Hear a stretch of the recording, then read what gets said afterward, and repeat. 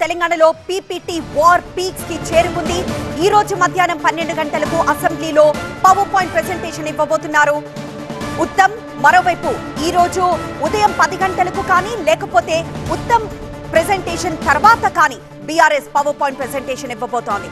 అయితే ప్రభుత్వం ఈ రోజు బీఆర్ఎస్ పాలనలో జరిగిన అవకతవకలపై ఎండగట్టనున్నట్లు తెలుస్తోంది. ఈ నేపథ్యంలోనే ప్రభుత్వం పవర్ పాయింట్ ప్రెజెంటేషన్ తర్వాతే బీఆర్ఎస్ పవర్ పాయింట్ ప్రెజెంటేషన్ ఇచ్చేందుకు సిద్ధమవుతున్నట్లుగా తెలుస్తోంది. కానీ ఈ రోజు ఉదయం 10 గంటలకల్లా బీఆర్ఎస్ ముఖ్య నాయకులంతా బీఆర్ఎస్ భవన్ కు చేరుకోబోతున్నారు. నీళ్లు నిప్పులవుతున్నాయి, లెక్కలే అస్త్రాలవుతున్నాయి.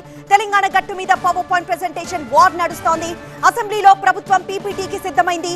ఇందుకోసం పోటీగా బీఆర్ఎస్ కూడా పీపీటీకి రెడీ అయిపోయింది. దానికి సంబంధించిన డీటెయిల్స్ చూస్తున్నాం. తెలంగాణలో పీక్స్ కి చేరింది ప్రాజెక్ట్ వార్. అధికార విపక్షాల మధ్య ప్రెజెంటేషన్ యుద్ధం నడుస్తోంది.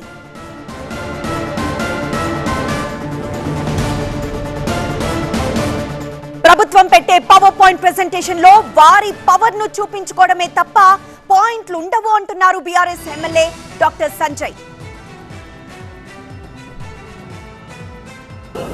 సబ్జెక్ట్ ఉండదు, ఆబ్జెక్టివ్ ఉండదు, అంతా బబ్రజమానం, బూతు గోవిందం. ఇది తప్ప ముఖ్యమంత్రి గారు సబ్జెక్ట్ ఉంటే సబ్జెక్ట్ స్టిక్ అయి సబ్జెక్ట్ మీద పూర్తి ప్రసంగం చేయాలి. పవర్ పాయింట్ ప్రజెంటేషన్ అని చెప్పి పెడతా ఉన్నారు వీళ్ళు. నిజంగా పవర్ పాయింట్ ప్రజెంటేషన్లో ఒక్క పాయింట్ కూడా లేదు. పవర్ పాయింట్ ప్రజెంటేషన్లో పాయింట్ లేదు.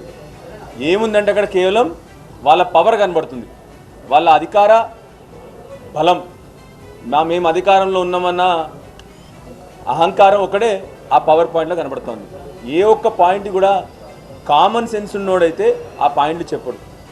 మళ్ళీ మళ్ళీ ముఖ్యమంత్రి గారు ఆదిత్యనాథ్ చెప్పిన అడ్వైజులు పట్టుకొని పిచ్చి పిచ్చిగా మాట్లాడడం, బూతులు మాట్లాడడం, మళ్ళీ ఆ బైపోలార్ డిసీజ్ అని చెప్పినా కదా. బైపోలార్ అంటే న్యూరలాజికల్ డిసీజ్. అది పొద్దున ఒక విధంగా, సాయంత్రం ఒక విధంగా. అదే మీటింగ్లో కేసీఆర్ గారు రావాలి, వారిని గౌరవిస్తామంటాడు. కేసీఆర్ గారిని ఉరిదీయాలని ఇంకొక నిమిషం మాట్లాడతాడు. అసలు ఏం మాట్లాడుతూ ఉన్నాను?